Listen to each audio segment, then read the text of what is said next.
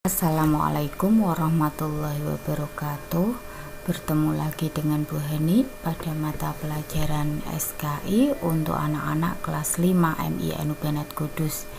Pada kesempatan kali ini Bu Heni akan menyampaikan materi atau kita akan belajar bersama tentang perjanjian Hudaybiyah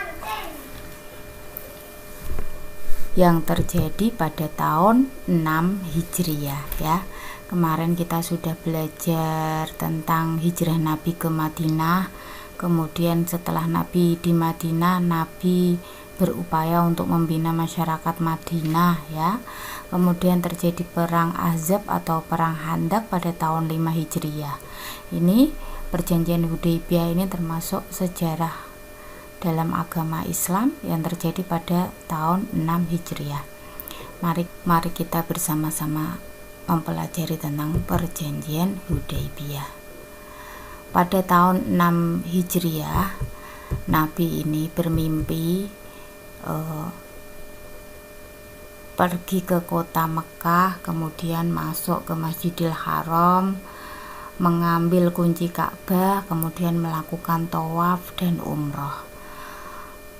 Kemudian Nabi melihat ada beberapa sahabat yang mencukur rambutnya dan ada sebagian yang memendekkan rambutnya. Nabi terlihat sangat bahagia sekali, begitupun juga dengan para sahabat. Kemudian Nabi menceritakan mimpi tersebut kepada para sahabat.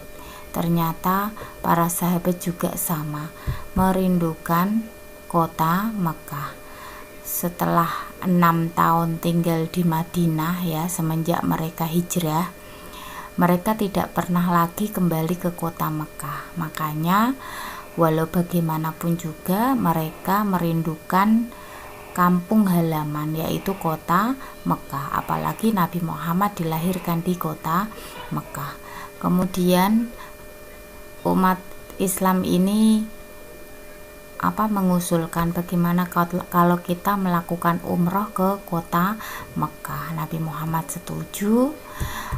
Kemudian sekitar bulan Dzulqa'dah tahun 6 Hijriah bertepatan dengan tanggal 6 Maret 628 Masehi, Nabi Muhammad bersama dengan istri beliau Ummu Salamah ya, dan bersama dengan 1.400 kaum muslimin pergi ke Mekah untuk melaksanakan umroh, lengkap memakai pakaian ihram.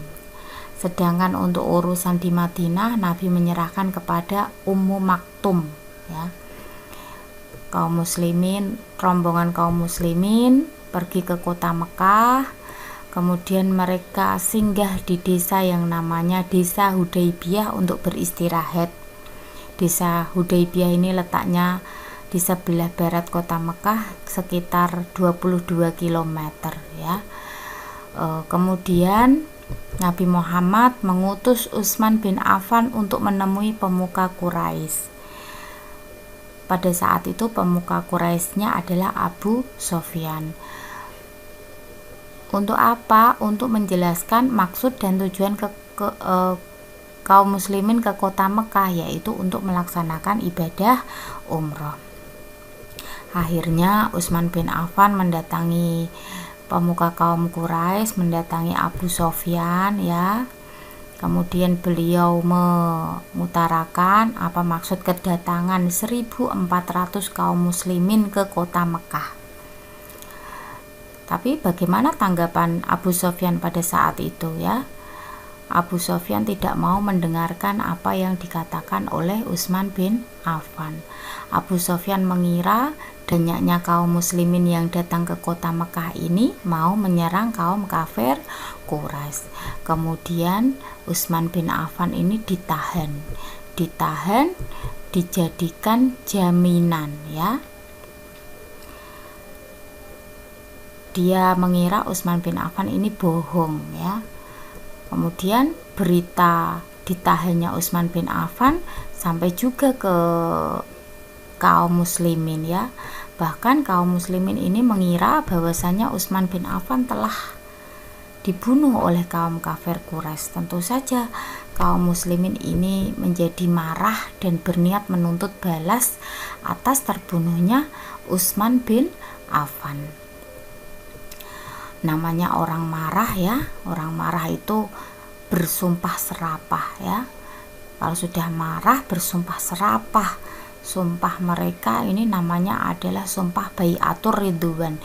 Sumpahnya bagus, isinya apa? Akan membela Islam sampai titik darah penghabisan dan memerangi kafir Quraisy sampai memperoleh kemenangan walaupun harus mati syahid ya. Mendengar sumpahnya kaum muslimin, 1400 kaum muslimin ya, kaum kafir Quraisy ini ternyata ketakutan ya, karena besar sekali kekuatan kaum muslimin pada saat itu ya. Akhirnya kaum kafir Quraisy ini menemui utusan kaum kafir Quraisy ini menemui Nabi Muhammad. Utusan tersebut bernama Suhail bin Amru ya, utusan dari kaum kafir Quraisy. Dia bernegosiasi kepada Nabi Muhammad jangan sampai kaum muslimin ini marah kepada kaum kafir Quraisy, karena memang pada kenyataannya kaum kafir Quraisy ini tidak siap menghadapi kaum muslimin. Nabi Muhammad mau diajak bernegosiasi ya. Akhirnya terjadilah yang namanya perjanjian Hudaybiyah. Perjanjian itu terjadi di desa Hudaybiyah. Kalau ditanyakan apa yang disebut dengan perjanjian Hudaybiyah, perjanjian damai antara Nabi Muhammad yang mewakili kaum muslimin dengan kaum kafir Quraisy yang diwakili oleh Suhail bin Amru di desa Hudaybiyah. Terjadi kesepakatan ya tentang isi perjanjian Hudaybiyah, diantaranya Nabi Muhammad dan kaum muslimin harus pulang dan boleh ke Mekah tahun depan. Jadi sudah memakai pakaian ihram, sudah melakukan perjalanan selama 7 hari, mereka tidak bisa melakukan umroh ya. Mereka harus pulang dan balik lagi tahun depan, dan itu pun di kota Makkah hanya selama 3 hari, tidak boleh membawa senjata.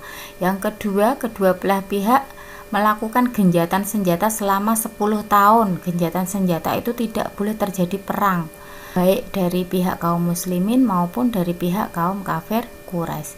Yang selanjutnya, semua kabilah Arab bebas bersekutu. Kabilah-kabilah atau kelompok-kelompok di Arab ini bebas bersekutu atau bergabung dengan kaum kafir Quraisy maupun dengan kaum muslimin. Yang selanjutnya, kaum Quraisy yang datang ke Muhammad harus dikembalikan, tetapi kaum muslimin yang bergabung ke kafir Quraisy ini dibiarkan saja. Nah, ini sekilas perjanjian Hudaybiyah ini sangat amat merugikan kaum muslimin. Sudah jauh-jauh datang ke kota Mekah tetapi disuruh pulang lagi. Kemudian kaum Quraisy yang datang ke Nabi Muhammad disuruh mengembalikan, tapi kalau umat Islam yang datang ke kafir Quraisy tidak dikembalikan. Ini sangat merugikan umat Islam. Tetapi Nabi Muhammad menandatangani perjanjian Hudaybiyah itu. Dalam perjanjian Hudaybiyah ditulis oleh Ali bin Abi Thalib ya. Kemudian ada beberapa ralat dalam penulisannya, yaitu Bismillahirrahmanirrahim diganti dengan Bismika Allahumma. Kemudian Nabi Muhammad SAW diganti dengan Muhammad bin Abdullah, karena mereka tidak mengakui bahwa Muhammad adalah Rasulullah, tetapi Muhammad bin Abdullah. Walaupun kelihatannya perjanjian ini merugikan umat Islam, tetapi Nabi Muhammad itu sudah Nabi Muhammad adalah pemikir yang ulung ya. Nabi Muhammad itu orangnya cerdas, fatonah ya. Nabi Muhammad pasti sudah mempertimbangkan baik-baik apa yang sudah menjadi keputusannya. Pasti ada hikmah dalam perjanjian Hudaybiyah. Apa saja hikmah perjanjian Hudaybiyah? Yang satu, selama genjatan senjata kaum muslimin ini bebas untuk berdakwah. Jadi karena tidak ada genjatan senjata ya, kaum muslimin ini jadi bebas berdakwah dan mengembangkan agama. Kalau biasanya kaum muslimin ini selalu direcoki kaum kafir Quraisy, kali ini selama 10 tahun kaum muslimin bebas berdakwah. Hal ini sangat menguntungkan bagi umat Islam. Yang kedua, kafir Quraisy akhirnya mengakui bahwasanya agama Islam itu ada dan umat Islam itu sangat kuat ya. Nyatanya dia takut dan melakukan perjanjian ini. Yang ketiga, mempertebal keimanan. Keimanan umat Islam benar-benar diuji. Kalau imannya tipis, dengan bebas bisa bergabung ke kafir Quraisy. Kemudian yang keempat, kabilah yang bergabung dengan umat Islam tidak takut lagi. Tadi ada isi dari perjanjian Hudaybiyah adalah bebas mau bergabung dengan kelompok mana saja. Itulah hikmah dari perjanjian Hudaybiyah yang pada akhirnya nanti membuat umat Islam semakin berkembang, semakin maju ya. Bahkan nanti kota Mekah bisa dibebaskan dari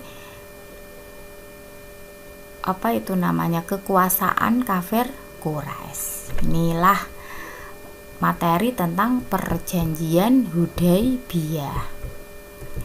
Oh ya, ini itu adalah foto desa Hudaybiyah yang dulunya dijadikan atau tempat perjanjian Hudaybiyah ya. Di samping sini ada masjid yang namanya Masjid Hudaybiyah yang sekarang digunakan orang-orang yang ingin melakukan umroh untuk mengambil mikot. Mikot itu semacam niat untuk melakukan umroh, begitu ya.